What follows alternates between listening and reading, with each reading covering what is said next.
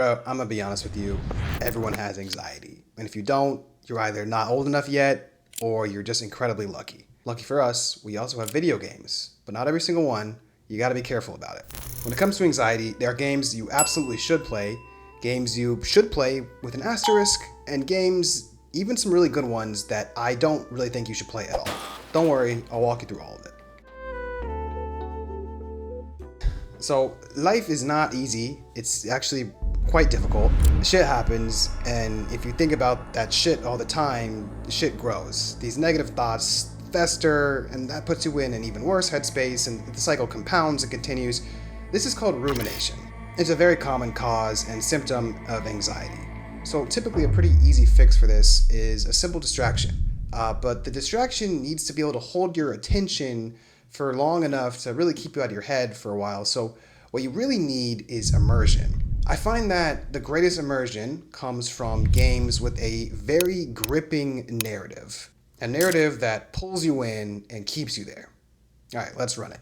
Expedition 33 has unbelievable writing and gameplay, incredible characters, and a provocative and unpredictable story arc. There's a reason that this game is all everyone is talking about this year.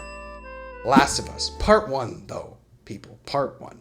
Storytelling does not get better than The Last of Us, full stop. God of War 2018. From the second you pick up that axe, it is Jover. And the way this game unfolds, there's actually zero camera cuts throughout the entire story. And so it's a cool cinematic trick that really keeps you engaged, locked in, and invested throughout the entire story. Night in the Woods.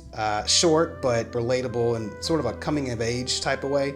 It's nothing crazy, but it has a twist and an edge to help lead you through it. Now, notice that these games tend to be pretty linear.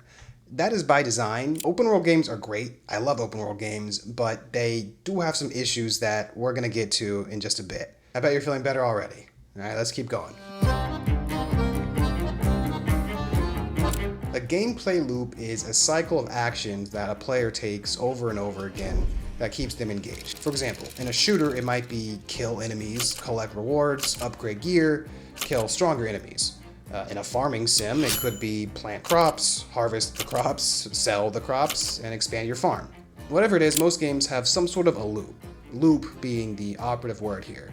It's a pattern, it's predictable, it happens over and over again. You kind of know what you're getting into when you boot that game up, which is really the whole point, right? That predictability is comforting and familiar.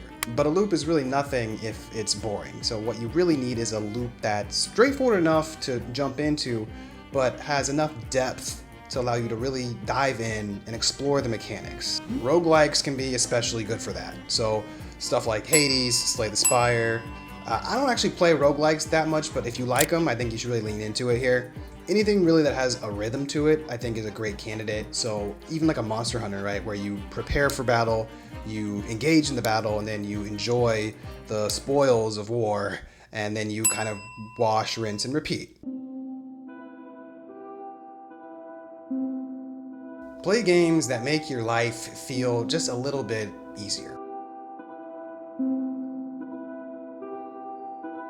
For some people, that literally means playing easier games. So I don't necessarily mean crank the difficulty down. I mean play games that are not meant to be especially challenging to begin with. My recommendation here, cozy games. They tend to scale pretty well with the amount of effort that the player is willing to put in, right? So you come home after a long day at work, you don't really have that much energy, but still, you can pick up this game, play a little bit, the stakes are super low. That's kind of the experience you're looking for. So let's get the obvious Stardew Valley out of the way. It's kind of the king of cozy, right? Bonus points, because it has a pretty satisfying game loop. Basically, each day is an iteration, and there's always tomorrow. And then I would say pretty much all of the Animal Crossing games. With Animal Crossing, it's pretty fun to just sort of set a goal for yourself and work towards it little by little at your own pace. There's zero expectations on the player here. I loved the OG and Nintendo DS iterations, but the formula has not changed much over the years, so probably okay playing whatever Animal Crossing you can get your hands on.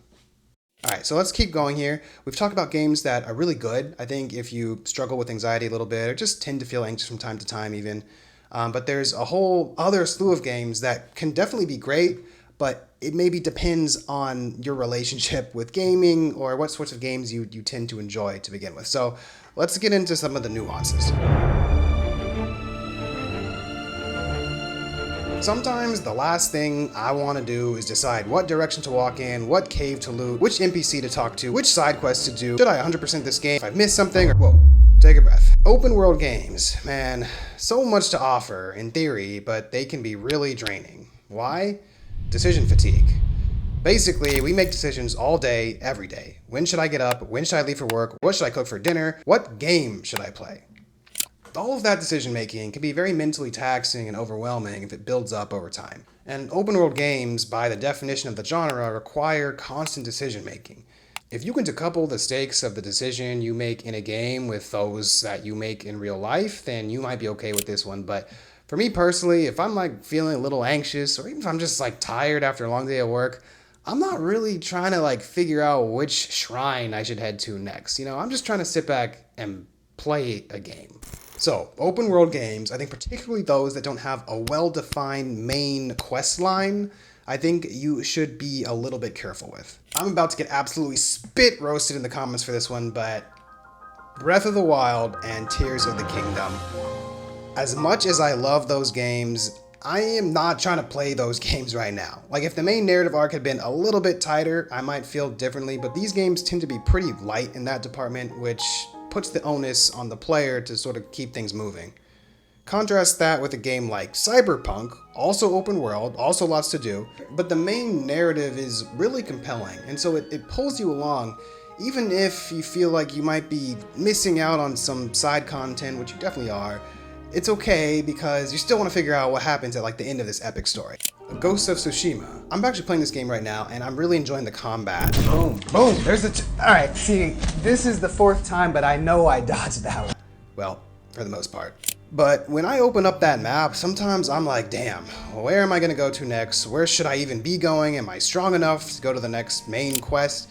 And I'm like, alright, I'm tired. I'm just gonna watch someone else play some other game on YouTube. I'll definitely get through the game, but I would say the main story is not really that great, in my opinion. And so I don't feel as motivated to really like drive and immerse myself in the game. And then I start thinking about like the side content and like abilities that I'm missing out on. And then that's when I start to feel like this is becoming a little bit of a chore when I've already had like a rough day or whatever. I think Horizon Zero Dawn or Forbidden West, Fallout, etc. kind of fall into the same trap to a degree. I mean, again, this one's definitely more subjective, right? I think if you love open world games and they bring you peace, then you should go for it. But for me, sometimes there's so much content that I know I'm missing out on, and I know I'm going to be spending like 30 hours in this game. It can be a little bit much, and maybe I just want to turn my brain off a little bit and just play something more mindless. That's just me, though. Alright, I've said it before, but I'll say it again. Games are equal parts art and business, especially from AAA gaming studios. The trend at this point, unfortunately, is live service, microtransaction riddled cash machines of a game pitched by some dude who doesn't even play video games to begin with. So, live service is not in and of itself evil, but you need to understand these games are designed to keep your attention, but not really in a particularly productive or inspiring way, but rather in a sort of empty dopamine drip sort of way. Does that make sense? They want to just keep you around buying cosmetics, waiting for the next battle pass to come out. Like, it's a little bit empty. Destiny, Fortnite, Apex, Warzone, I'd be a little bit careful with these games. Like, unless they're a strong social outlet for you, which I could definitely see, I would be cautious with them. And then there are the games that, depending on where you're at in your life and what's going on, the subject matter might be so dark and disturbing and twisted that I don't think you should play them at all. I don't have that much experience with this category of games because I tend to avoid them, but I do have one. Last of Us Part 2. Okay, I'm glad I played this game because I do think it's a good game. I do think it's a work of art, but if you are already going through something in your life or you're just tired, don't play this game. It poses some really important but difficult questions about morality and pain and trauma. Like, a lot of people cannot get through this game. This one's tough because I really do think it's a good game and I should probably do a whole other video on it. But I played that game years ago when life was simpler, I guess. And life is not as simple right now for anyone. I think it just, as life goes on, it tends to get more complicated. So I don't really have the bandwidth for like essentially what is a playable trauma dump. But I would love to hear your opinions on this one for sure, and other games that you think fall into this category. And then there are these messed up horror games, of course, that are literally meant to make you feel uncomfortable and scared and freaked out.